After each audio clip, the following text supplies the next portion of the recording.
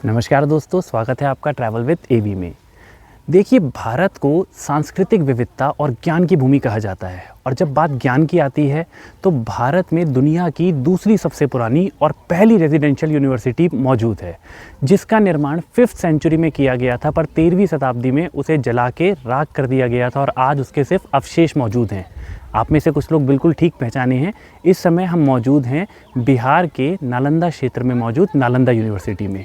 तो आइए मेरे साथ मिलकर घूमते हैं इस यूनिवर्सिटी के खंडहर को और जानते हैं इससे जुड़ी बातों को। तो ये है हमारा नया episode on ruins of Nalanda.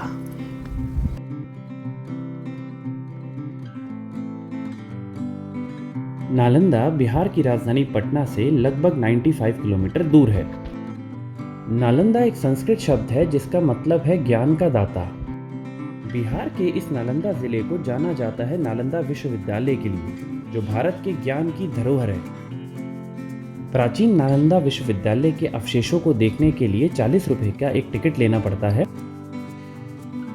कभी ये प्राचीन नालंदा विश्वविद्यालय विश्व में ज्ञान की जीती जागती धरोहर थी, पर आज यहाँ के अवशेष ही बाकी हैं, जो यूनेस्को द्वारा वर्ल्ड हेरिटेज साइट के रूप में रिकॉग्नाइज किए गए हैं।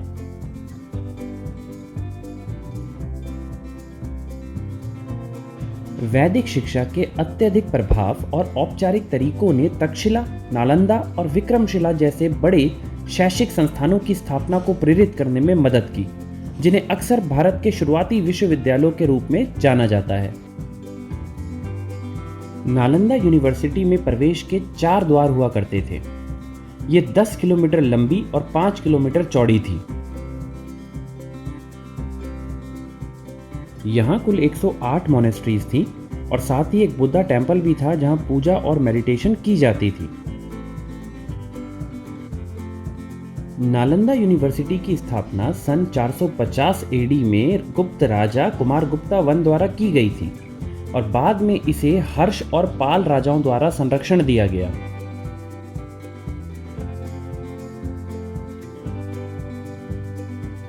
वर्तमान समय में इस यूनिवर्सिटी का केवल 10% हिस्सा ही रेनोवेट हुआ है। अभी भी 90% हिस्सा रेनोवेट होना बाकी है। इससे अंदाजा लगाया जा सकता है कि ये यूनिवर्सिटी कितनी बड़ी रही होगी। इस महाविद्यालय में करीब 300 कमरे थे, 7 बड़े बड़े कक्ष थे और एक 9 मंजिला विशाल पुस्तकालय था, जहां 10,000 से अधिक स्टूडेंट्स और 1500 से अधिक अध्यापक रहते थे। नालंदा यूनिवर्सिटी तक्षशिला यूनिवर्सिटी के बाद दुनिया की दूसरी सबसे प्राचीन यूनिवर्सिटी थी। ये दुनिया की पहली रेजिडेंशियल यूनिवर्सिटी थी। नालंदा विश्वविद्यालय के इन अवशेषों को देखकर यहाँ चलकर ऐसा महसूस होता है कि आप समय से कई सौ साल पीछे आ गए हैं। ये भारत की ज्ञान की विरासत है।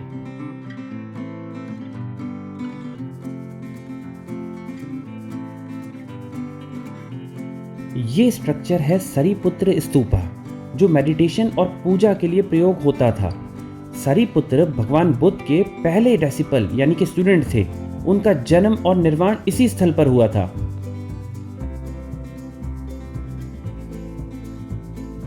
नालंदा यूनिवर्सिटी विश्व प्रसिद्ध थी। यहाँ देश विदेश से कई विद्वान लोग एडमिशन के लिए आते थे। एडमिशन भी मेरिट के बेस पे होता था, जिसके लिए इंटरव्यू देना पड़ता था। विश्वविद्यालय में एडमिशन हो जाने के बाद यहाँ छात्रों को निःशुल्क शिक्षा दी जाती थी। उनका रहना और खाना भी पूरी तरह से निःशुल्क होता था। नालंदा में भारत के अलावा कोरिया, जापान, चीन, तिब्बत, इंडोनेशिया, ईरान, ग्रीस, मंगोलिया समेत कई दूसरे देशों के छात्र भी पढ़ाई के लिए आते थे।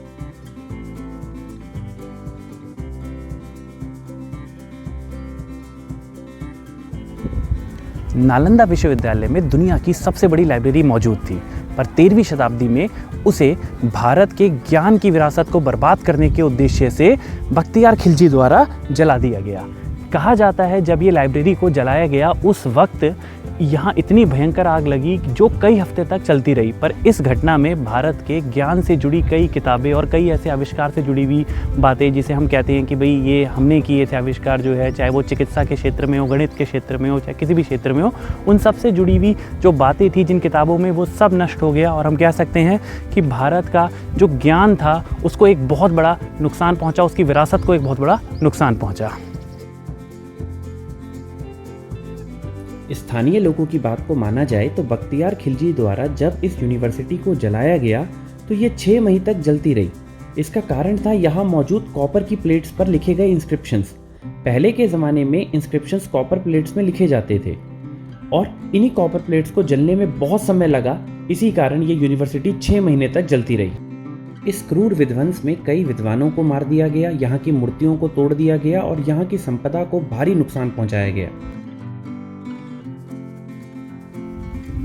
नालंदा यूनिवर्सिटी दुनिया की पहली रेजिडेंशियल यूनिवर्सिटी थी, इसीलिए यहाँ पर 300 से अधिक कमरों का निर्माण किया गया था, जहाँ दुनिया भर से छात्र आकर रहते थे और ज्ञान की प्राप्ति करते थे। तो इस जगह पे जो आप देख रहे हैं चारों तरफ, ये वही कमरे हैं जहाँ पर ये विद्यार्थी और छात्र रहा करते थे और इसी यूनिवर्सिटी में ज्ञान प्राप्त करते थे। यहाँ के अगर ज्ञानियों की बात की जाए तो आर्यभट्ट, जिन्होंने दुनिया को ज़ीरो दिया, वो भी इसी यूनिवर्सिटी से जुड़े थे। इसके अलावा नागार्जुन और ऐसे कई विद्वान जिन्होंने विश्व भर में काफ़ी कुछ नाम बनाए और काफ़ी कुछ चीज़ें दुनिया को दी, वो सब इसी यूनिवर्सिटी का भाग थे। तो आइए इस यूनिवर्सिटी को और घूमते हैं और इससे जुड़ी और बातों को जानते हैं।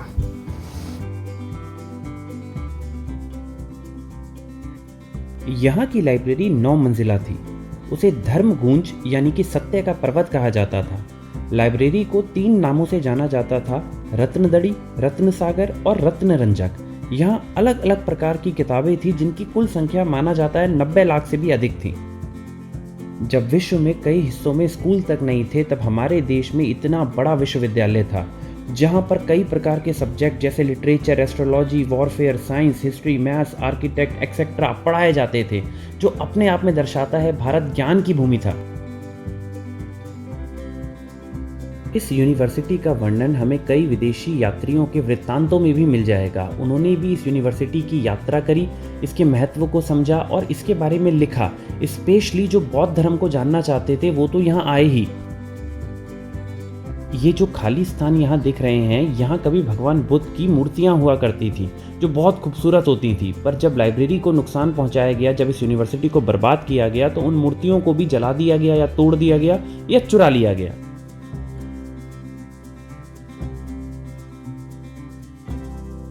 दो 2011 में बिहार सरकार द्वारा एक बड़ी घोषणा करते हुए एक नई नालंदा यूनिवर्सिटी को स्टैब्लिश किया गया। नालंदा के ज्ञान की विरासत को रिवाइव करने के लिए ये निर्णय लिया गया। ये नई यूनिवर्सिटी भी यहाँ से पास में ही है और बहुत खूबसूरत है और बहुत मॉडर्न बनाई गई है, पर आज भी वो उसी तरह के सब्जेक्ट्स का ज्ञान देती है जैसे कभी नालंदा यूनिवर्सिटी दिया करती थी। प्राचीन नालंदा यूनिवर्सिटी के इन अवशेषों को घूमने में आपको करीबन 40 से 45 मिनट का समय लगेगा और अगर आप यहाँ का गाइडेड टूर करते हैं जिसके लिए 400 रुपये की फ़ीस आपको देनी होगी, तो आप यहाँ 1 से 1.5 घंटे का समय मानकर चलिए, इतना समय आपको लगेगा। इस नालंदा यूनिवर्सिटी के ठीक सामने ही एक म्यूज़ियम है जहाँ आप नालंदा के बचे हुए इम्पॉर्टेंट रेलिक्स और उससे जुड़ी चीज़ों को देख सकते हैं। नालंदा यूनिवर्सिटी के अवशेषों से लगभग 2 किलोमीटर दूर है ह्वेनसेंग म्यूजियम।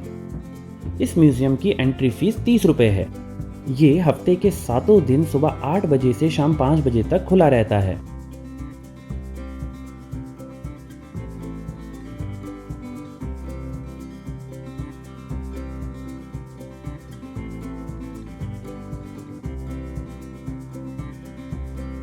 इस म्यूजियम के निर्माण की शुरुआत भारत के प्रधानमंत्री जवाहरलाल नेहरू और चाइना के प्रधानमंत्री चाउ एन लाई द्वारा संयुक्त रूप से 1957 में की गई थी। ये भारत और चीन की मित्रता के प्रतीक के रूप में स्थापित किया गया था। इसका निर्माण 1994 में कंप्लीट हुआ और 2001 में इसको दोबारा रेनोवेट किया गया। इसके निर्माण में भारत और चीन दोनों ही सरकारों की बड़ी भूमिका रही। ज़ुआंगज़ैंग या ह्युनसेंग एक चाइनीज मॉन्क थे जो चीन से नालंदा आए थे बौद्ध धर्म के बारे में जानने के लिए। वो 7वीं सदी में भारत आए थे। वो एक चीनी बौद्ध भिक्षु, विद्वान, यात्री और अनुवादक थे। उन्होंने नालंदा की यात्रा करी और इसके बारे में लिखा। प्राचीन काल से ही भारत को जानने के लिए विदेशों से कई यात्री यहाँ पर आते रहे हैं, जिनमें से कुछ प्रमुख नामों में से एक हैं ह्वेनसेंग, जो कि 7वीं शताब्दी में हिंदुस्तान आए थे और यहाँ पर उन्होंने काफ़ी सारी चीज़ें एक्सप्लोर करी। भारतीय इतिहास में उनकी इसी भूमिका के कारण उनके नाम पर ये मेमोरियल हॉल डेडिकेट किया गया है। चलिए देखते हैं इस मेमोरियल हॉल को।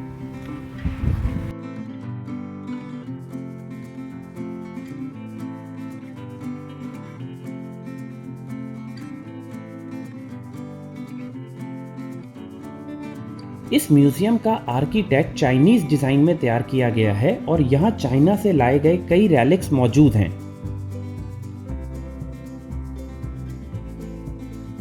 ह्वेनसेंग राजा हर्ष के समकालीन और सम्मानित अतिथि थे। उन्होंने बौद्ध धर्म के महायान शाखा के बारे में काफी कुछ लिखा।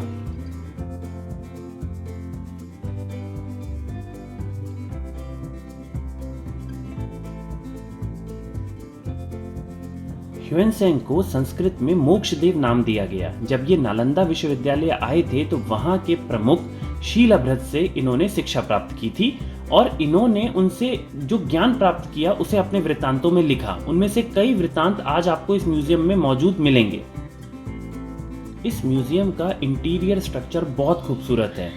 यहाँ पर लाए गए अनेक रेलिक्स चाइना के मिनिस्ट्री ऑफ कल्चर द्वारा दिए गए हैं। यहाँ पर ह्वेनसेंग के जो क्रॉनिकल्स, जिन देशों की उन्होंने यात्रा करी या जिन जगहों पे वो गए उसके बारे में भी जो उन्होंने लिखा वो भी यहाँ मौजूद है। 12वीं शताब्दी में जब नालंदा विश्वविद्यालय को पूरी तरह से नष्ट कर दिया गया तो ये ह्वेनसेंग के वृत्तांत ही थे जिसके द्वारा वापस इस यूनिवर्सिटी की विरासत को जाना जा सका, इसकी महत्व को समझा जा सका। तो ह्वेनसेंग ही वो व्यक्ति थे जिन्होंने विश्व को नालंदा यूनिवर्सिटी के बारे में दोबारा बताया। इन्हीं के वृत्तांतों से विश्व ने दोबारा इस यूनिवर्सिटी को जाना। इसीलिए इस क्षेत्र में ह्वेनसेंग का महत्व काफी बढ़कर है और इसीलिए स्पेशली यूनिवर्सिटी के पास ही उनका एक मेमोरियल बनाया गया। ह्वेनसेंग 629 से 645 एडी तक भारत आए थे और यहाँ से उन्होंने कई सारे ग्रंथों को चाइना ले जाकर उनका अनुवाद किया।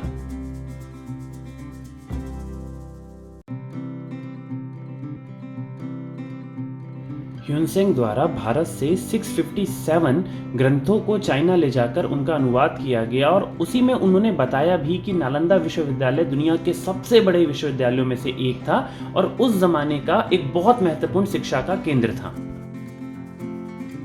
ह्वेनसेंग म्यूजियम से लगभग 1 किलोमीटर दूर है ब्लैक बुद्धा टेम्पल, जिन्हें तेलिया बाबा भी कहा जाता है, और वहाँ तेल चढ़ाया जाता है भगवान बुद्ध की प्रतिमा पर। तो आइए उस मंदिर के भी दर्शन करते हैं और उसके बारे में भी जानते हैं। ये नालंदा का मेन मूर्ति है। इसी मूर्ति को देख के नालंदा विश्वविद्यालय की खुदाई की गई है। ये उस समय की प्रतिमा है जिस समय नालंदा शिक्षा का बड़ा केंद्र था। 10,000 विद्यार्थी 1500 शिक्षक नालंदा में अध्ययन अध्यापन का कार्य करते थे। उसी समय विद्यार्थी ने नालंदा में अपने हाथों से कला का प्रदर्शन किया। जब नालंदा में बख्तियार खिलजी उद्दीन आग लगाया, उस समय भी इस प्रतिमा को ले जाने के लिए चाहा, लेकिन पहले किरान नहीं था।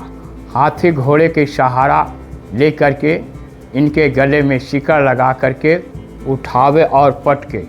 उस क्रम में ये लोटस फ्लावर जो है 5 गो जमीन के अंदर चला गया। जब उन्होंने सोचा कि ये प्रतिमा नहीं जाएंगे तो इनकी सुंदरता को नष्ट किया। जैसे अंगुली काट दिया, पैर की अंगूठा काट दिया, नाक काट दिया, आँख काट दिया।